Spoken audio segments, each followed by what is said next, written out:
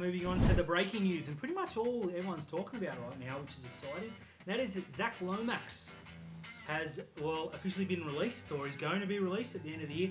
Now, for those of you that watch Rugby League Outlaws, and if not, please jump on and check it out. We recorded this on Monday night, and we said that it's only a matter of, 24 hours to 48 hours till he gets released. We saw into the future. What are your thoughts on the situation? Where will he end up? The Dragons done the right thing? Just get it all out.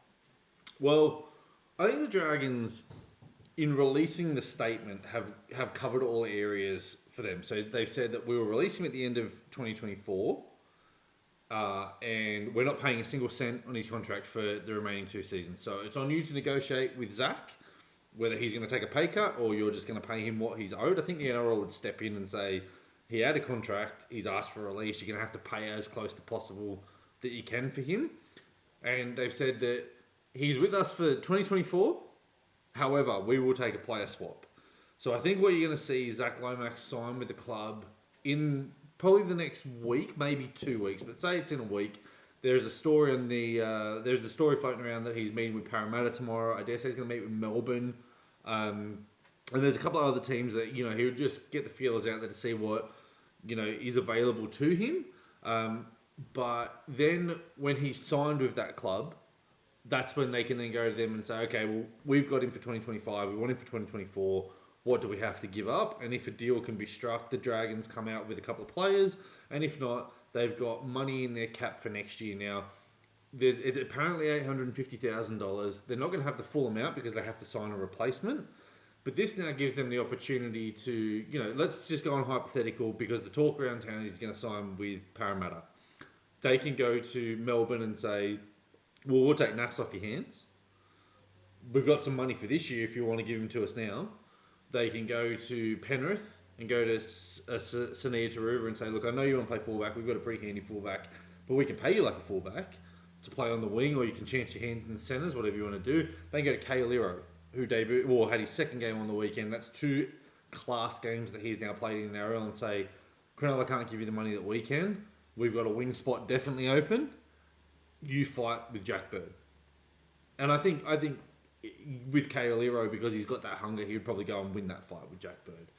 So I think the Dragons put themselves in the front foot to come out on the best way that they possibly can. Before I think the Dragons, though, with doing this may have upset the apple cart. So I'll let you go into it before I then flip around why I think this could be a negative. So you go. I think Dragons have won this situation extremely well. I think Zach Lomax, he got what he wanted, so he didn't lose in this situation either. But I think he comes off looking a little bit like a spoiled brat, to be honest. I have a lot of Dragons mates, some that have been mates for years and years and years, and that I respect greatly. And they're coming out and saying he's a child.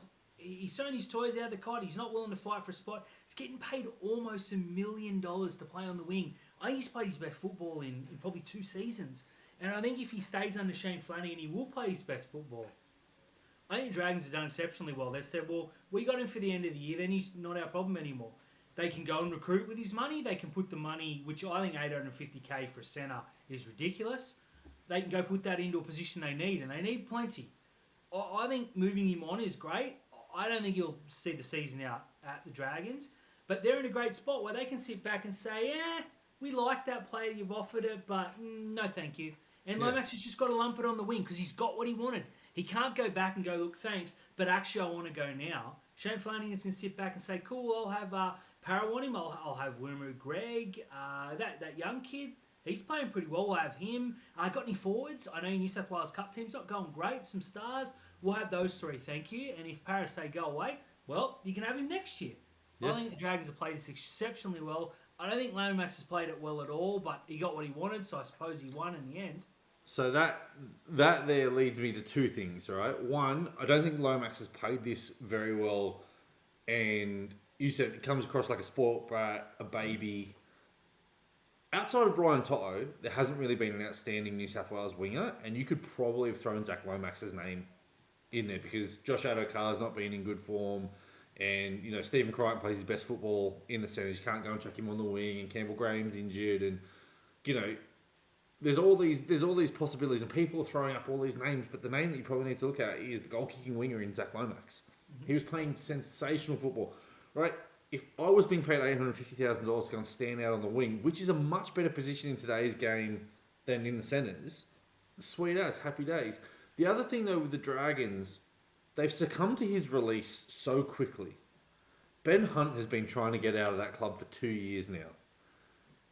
And they have rejected his release every time. And for him to pick up a newspaper today and see that his mate, who has been crying for about 3 weeks, get a release, I think you're going to have a very unhappy Ben Hunt. And I think his management will pick up that phone and start angling for a release for 2025. Well, I wrote the other day on Zero Tackle that if I was the Dragons, I'd release both of them. I'd cut the cord and I'd sign players that want to be there. I'm writing something, as soon as we finish this, I'm jumping back on after we record Fins Up, about what Shane Flanagan's doing at the Dragons. I'm seeing a lot of parallels to what he did at Cronulla. So make sure you check that out. I think he's played this very well. And the Dragons fans, well, short-term pain, long-term gain.